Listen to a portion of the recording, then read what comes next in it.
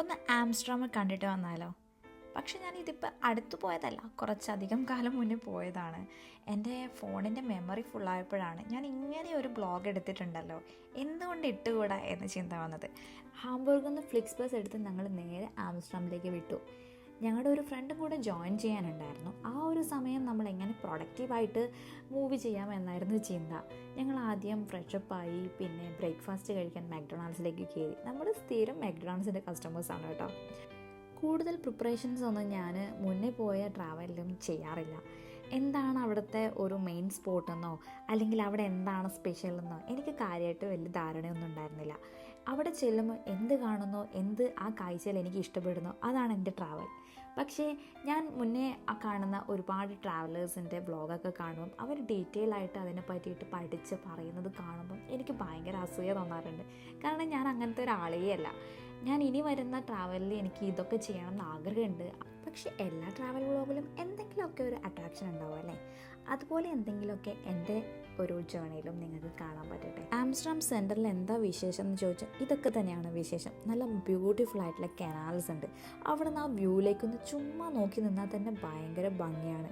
ഈ സൈക്കിൾ കാണുമ്പോൾ എനിക്ക് മാത്രമാണോ സ്വപ്നക്കോടിലെ മീര ജാസ്മിനെയും ഭാവനേനെയും ഓർമ്മ വരുന്നത്? ചെറുപ്പത്തിൽ എനിക്ക് ഭയങ്കര ആഗ്രഹമായിരുന്നു ഇതുപോലെ സൈക്കിളിൽ നിറച്ച് ഫ്ലവേഴ്സൊക്കെ എടുത്തിട്ട് ഇങ്ങനെ ടൗണിൽ കൂടെ ചുറ്റിക്കറങ്ങാന്നുള്ളത്. ഇപ്പം ആലോചിക്കുമ്പോൾ സെൻറ്റർ ഒന്ന് ശരിക്കും എക്സ്പ്ലോർ ചെയ്യാമായിരുന്നു എന്ന് തോന്നുന്നുണ്ട്. ഞങ്ങൾ ജസ്റ്റ് ഒന്ന് എല്ലായിടത്തും ഒന്ന് ചുറ്റിക്കറങ്ങി എന്നല്ലാണ്ട് കാര്യമായിട്ടൊന്നും ഞങ്ങൾ കയറിയിട്ടുണ്ടായിരുന്നില്ല. പിന്നെ ഈ ഒരു കനാൽ വ്യൂ തന്നെയാണ് കേട്ടോ മെയിൻ അട്രാക്ഷൻ എന്ന് പറയുന്നത്. അതെനിക്ക് സത്യം പറഞ്ഞാൽ ഭയങ്കരമായിട്ട് ഇപ്പം മിസ് ചെയ്യുന്നുണ്ട്. പിന്നെ ആ പോകുന്ന ആൾക്കാരൊക്കെ ഓഫീസിലേക്ക് പോകുന്ന ആൾക്കാരാണ്, അതും സൈക്കിളിൽ. എന്താ അല്ലേ, നമ്മുടെ നാട്ടിൽ ഇതുപോലത്തെ ഒക്കെ സിസ്റ്റം വന്നിട്ടുണ്ടായിരുന്നെങ്കിൽ നല്ലതായിരിക്കും. പിന്നെ ഈ കാണുന്ന ഒരു ഹോട്ടൽ, പിന്നെ ദേ എൻ്റെ ഫ്രണ്ട് എത്തി. അപ്പം അവനെ ഞങ്ങൾ പിക്ക് ചെയ്യാൻ വേണ്ടിയിട്ട് പോയി. ഞങ്ങൾ ഇനി നേരെ നമ്മളുടെ ഒരു ഫൈനൽ ഡെസ്റ്റിനേഷനിലേക്ക് പോവാണ്. അതിനു മുന്നേ ഞങ്ങൾക്ക് അവനൊന്ന് ബ്രേക്ക്ഫാസ്റ്റ് കഴിക്കണം, പിന്നെ കുറച്ച് സാധനങ്ങളൊക്കെ വാങ്ങണം. അവനെ കണ്ട സന്തോഷത്തിൽ ഞാൻ ഒരുപാട് കാര്യങ്ങൾ വീഡിയോ എടുക്കാൻ വിട്ടുപോയി. ഒരുപാട് കഥകൾ ഞങ്ങൾക്ക് പറയാനുണ്ടായിരുന്നു. കുറച്ചധികം കാലമായി ഞങ്ങളൊന്ന് മീറ്റ് ചെയ്തിട്ട് കേട്ടോ. പിന്നെ ദേ ഈ പോകുന്ന ഈ കാഴ്ച എനിക്ക് ഭയങ്കര ഇഷ്ടപ്പെട്ടു. രണ്ടാമത്തെ എൻ്റെ അട്രാക്ഷനായിരുന്നു അവരുടെ ബിൽഡിംഗ് സ്ട്രക്ചർ എന്ന് പറയുന്നത്. ഭയങ്കര മനോഹരമായിട്ട് എന്ത് രസമല്ലേ കാണാൻ വേണ്ടിയിട്ട്.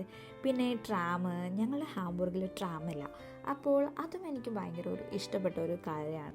നമ്മളെല്ലാവരും കുറച്ചൊന്ന് ടയേർഡാണ്. ഇനി നമ്മളെ സ്ഥലത്തേക്ക് പോകാൻ വേണ്ടിയിട്ട് കുറച്ച് സാധനങ്ങളൊക്കെ വാങ്ങിക്കണം. നമുക്ക് ഫുഡ് ഐറ്റംസൊക്കെ ഞങ്ങൾ തന്നെ പ്രിപ്പയർ ചെയ്ത് അങ്ങനെ ആക്കാനാണ് പ്ലാന്. പിന്നെ നമ്മൾ ബുക്ക് ചെയ്ത അപ്പാർട്ട്മെൻറ്റ് എങ്ങനെയുണ്ട് അതിൻ്റെ ആ ഒരു സ്ഥലങ്ങളെന്നൊന്നും നമുക്ക് യാതൊരു ഐഡിയ ഇല്ല.